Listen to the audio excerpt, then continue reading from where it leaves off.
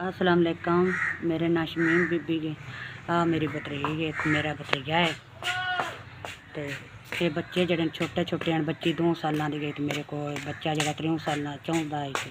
ये मेरे को इन्हों की अम्मी फौत हो गई, अबू भी फौत हो गए। तो अब एक्सीडेंट होया तो बांह जड़ी गई, वो बाजू जड़ा है वह लै गया।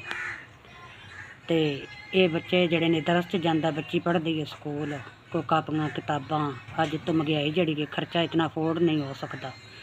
मेरे भी 4 बच्चे ने अपने भी, तो ये भी 2, तो बच्चे मियाँ मेरा जड़ा वो तबीयत नहीं ठीक, तो इन्होंने भी पालना, उन्होंने भी पालना, तो महंगाई उत्तर जड़ी गई वह इंतहा है।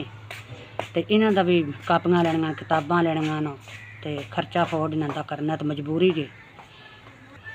अपने मेरे 4 बच्चे न, तो उन्होंने भी बड़े औखे होके तो उन्होंने भी पाल दियाँ। इन्होंने भी जड़ा बच्चे ने भी नाल इन्होंने भी पाल दियाँ, कपड़ा लेना होंदा, जुत्ती लेनी होंदी है कोई। इन्होंने बच्चों जड़ा है बड़े औखे होके भी पाल दियाँ।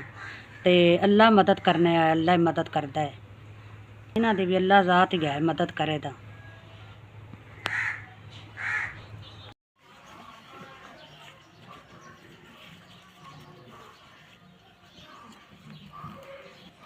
मेहरबानी भाई तुहाडी जड़ा तुसा जड़ा इमदाद की छोटिया बच्चों वास्ते, यतीम नून आंदे, कोई बस्ते आ जाते, कोई कपड़े आ जाते, कोई कापियां आ जाए। अल्लाह पाक तुहानू चोखा देवे, अल्लाह सुख देवे।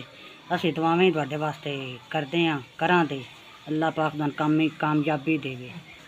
जी पैसे जड़े गले है इन्होंने, कोई किताबां लै आवां, कोई कापियां लै आवां, तो 5000 रुपया जड़ा गलिया है, भला होवे तुहाडा। अल्लाह सुख दे, जे अल्लाह चोखा दे, अल्लाह तुहानू कामयाब करे।